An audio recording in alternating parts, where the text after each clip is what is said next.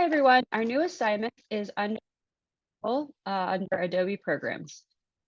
You have to open up two Photoshop collages, and you have to create two different collages in Photoshop, the two different JPEGs to this assignment.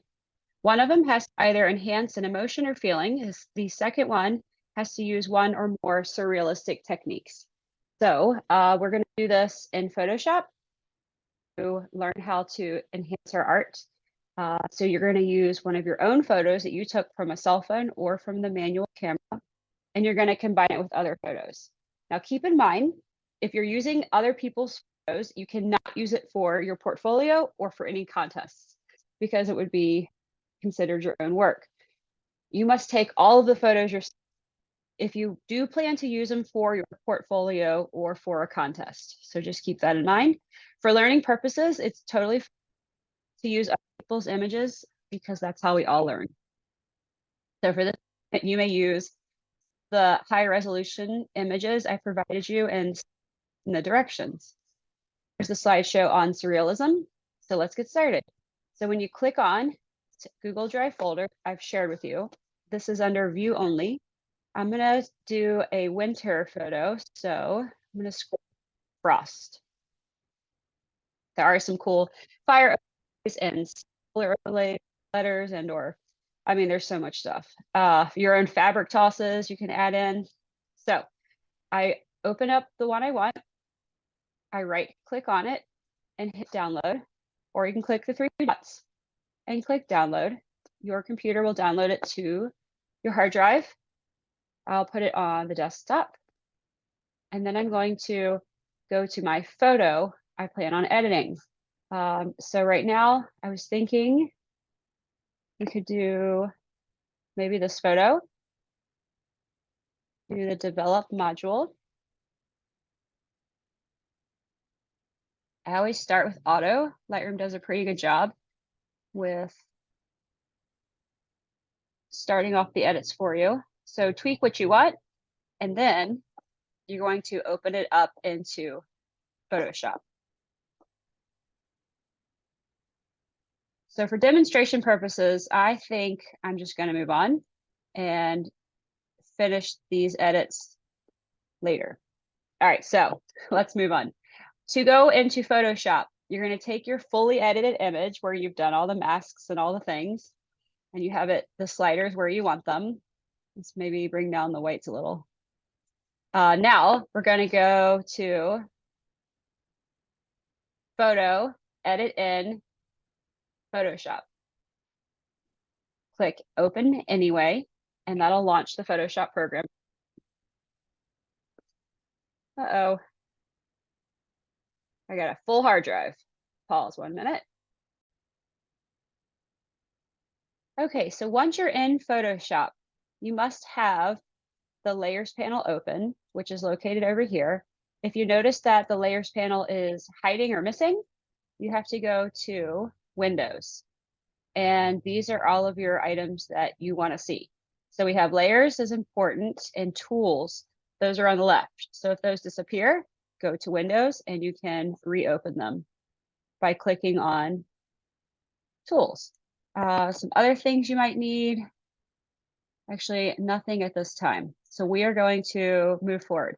If you hit Command or Control 0, it'll make your photo fit to screen. Now think of Photoshop as a bunch of pieces of transparency paper. If I was to stack these on top of each other, like say, let's add some text, which would be incredibly cheesy, but I'm just gonna put, it's a boy, which her son now is about to turn 2. So this photo is old, but that's okay.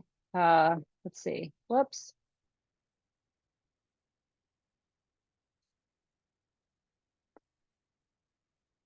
Change your size. You could change your font style. I mean, there's all the things you can do.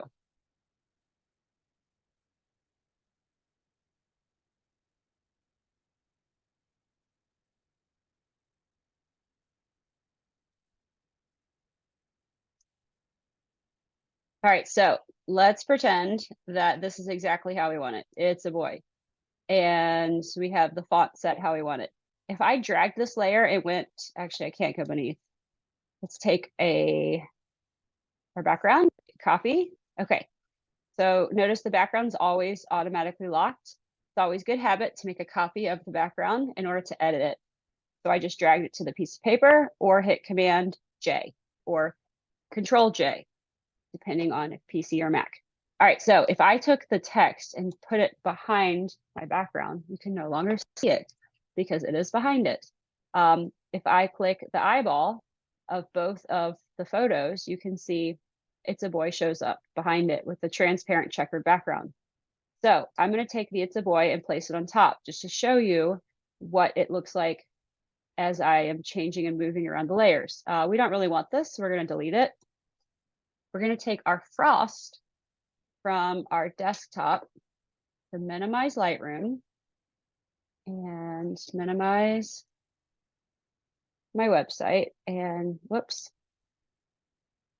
I'm going to shrink Photoshop if it lets me. There we go. And then I should have frost somewhere on my desktop. Oh, here it is under images. Okay, so you just take your downloaded image and drag and drop it, not to the gray area, because if you do that, it should, actually it worked. Usually it opens its own file. So if you end up accidentally opening your own file, it'll come up here as a separate tab. But maybe the upgraded version doesn't do that anymore. So these little squares around your image are for resizing. Press enter. And now all you have to do, anything that's black, you're going to want to choose, let's see, not multiply, but screen. And then screen will hide all the black. If it was the opposite and you wanted to hide the white, you would choose a filter called multiply. So screen looks the best. And now we can take it and maybe change the opacity some, maybe not, maybe leave it just how it is, because I think it looks kind of funny being transparent. So we'll just leave it how it is. Maybe I could make it a little bigger so it's not so close to them. You could also hold Shift to stretch it. Command or Control minus to zoom out. And you just play around with your placement and then press enter. And that is as simple as it gets when it comes to adding the overlays to an image you've already created. Now, say I didn't need these, you can rename them, by the way. You can just take the ones you don't need, drag and drop it to the trash can. And again, you can't edit this layer unless you are on it and it's selected and it's dark or gray. That's how you make edits based on whatever layer you want to edit. If you see this little square right here, that means that it is a smart image.